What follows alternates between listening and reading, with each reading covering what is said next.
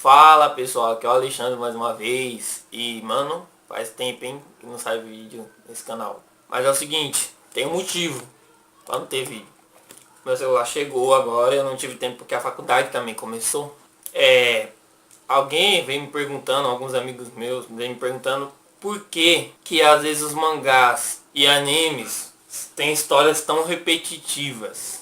Como você leu embaixo, o tema é coisas que tornam uma história um fracasso. Eu vou dar alguns tópicos que já deram certo no passado, mas se usarem atualmente não vai dar tão certo assim. Isso talvez nem dê tão certo. O que acontece? A pessoa quer fazer uma história, mas o problema de fazer uma história é que você tem que se ligar em cada ponto dela. Por que o personagem vai fazer isso? Por que ele vai fazer aquilo? Por que tal coisa? Entendeu? Cada coisa tem um porquê. E muitos artistas aí famosos, já conceituados, que tem ótimos mangás aí aclamados pelo povo, cometem ainda esse tipo de erro. Atualmente são poucos os mangás que estão emplacados, realmente são bons, né? No passado o mangá era bom também, mas o que foi usado no passado não ia dar certo agora. Eu amo os mangás do passado, tanto que meu traço é inspirado no passado, lá nos anos 80 e alguns atuais também. O que eu vejo que o pessoal reclama muito é uma história, por exemplo, eu vou criar uma história aqui que seria um fracasso, um total fracasso. O que costuma acontecer é, vamos dizer que no começo de uma história um garoto encontra uma menina e eles namoram. Tipo, a maioria das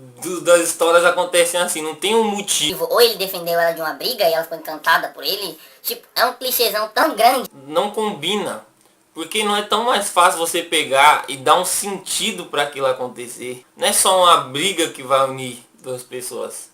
Você pode tornar essa pessoa que ele vai namorar, entre aspas, ainda, né? Porque é o começo que eu nunca... Esse negócio de amor em primeira vista assim. Eu olhei, quero ele. Quero ela. Tipo, não tem lógica isso. E colocar o que? Podia fazer o que? Deixar meninas lá em outro lugar, ela precisando de ajuda, ela sendo sequestrada talvez, e ele indo salvar ela, só que não com esse objetivo claro, algo que levasse ele para salvar ela, entendeu? Que ele estivesse passando por algum lugar e via a situação. Não é algo tão premeditado igual... Escola, briga, valentão, dei porrada no valentão, fiquei com a garota e pronto. Isso é muito romance americano, tá ligado? Todo romance americano acontece do mesmo jeito. Ou então podia fazer algo mais do que sinistro. Fazer eles se conhecer primeiro. Eles não se gostarem também no começo. Pra só depois se gostar. Tipo, não vou com a sua cara, você não vai com a minha. Não gosto do que você fala e você não gosta do que eu falo. Tipo, um bagulho assim. E depois acontecem coisas que tornam o namoro da pessoa fixo, no caso. Porque o pessoal não faz, né? Costuma bater o olho nos dois e, vamos namorar, tá meio assim, as coisas. E outro erro que eu costumo ver muito é dar poderes aos personagens, tipo, do nada. Meu personagem, ele já nasce e vai ser fodão. Vai ter poder de fogo, água, gelo e os caramba tudo. Vai ser um deus. E tipo, ele é deus por quê? Por que ele tem todo esse poder? De onde vem o poder dele? O que ele fez pra ter esse poder? Tá muito assim, nasci e já sou foda. Podia ser o quê? Vamos pensar atualmente, algo que daria certo. Seria pegar um personagem... Por exemplo, vou dar um exemplo. O Boku no Hero. É um clichê você pegar e fazer o personagem sofrer pra depois ele se tornar forte e tal.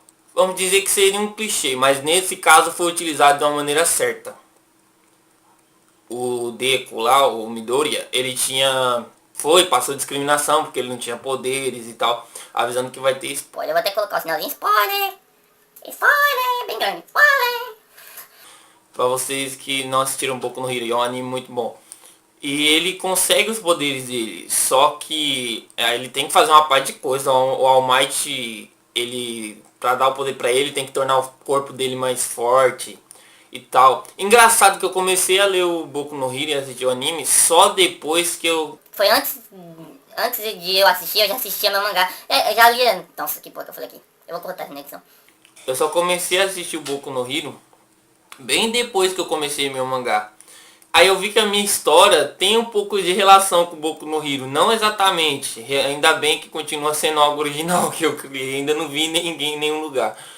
Mas, então, eu senti que ele também usa dessa maneira. De tornar seu personagem mais forte para possuir o poder dele. Não dar o poder dele e já tornar ele preparado. O que eu acho que seria bom, assim, a minha opinião. E caso, não é que tipo, se fizer isso... a sua opinião é unânime, você não pode pensar de outro jeito. Essa é a minha opinião sobre o assunto, pra deixar claro. Eu acho que se tornaria um fracasso você apenas dar poderes pro personagem e não dar sentido pra esse poder. Nenhum sentido. Então eu falei o quê? Vamos criar, sei lá, uma descendência. Algo que ele passe com o tempo a aprender o poder dele. Algo que esteja oculto dentro dele, tem que sair pra fora. Mas aí ele tem que passar por várias atividades, mudar o jeito de pensar, mudar o físico, mexer com o psicológico, se tornar uma pessoa melhor para conseguir dominar poder. Tipo, é uma coisa tão simples. Pega a vida. A vida é assim. A gente nasce, a gente aprende coisas, sofre com essa coisa e se torna mais forte através do sofrimento e através das decepções ou de alguma coisa que você fez na sua vida que te tocou, no caso. Vamos pensar assim. Tem eu passando por várias atividades, o personagem passando por vários momentos. Tem que dar um sentido pro poder do personagem. Ele não tem simplesmente poder, eu sou fodão porque eu quero e tal. Tem que ter um sentido, senão não vai fazer a menor lógica. Agora o próximo tópico é saúde.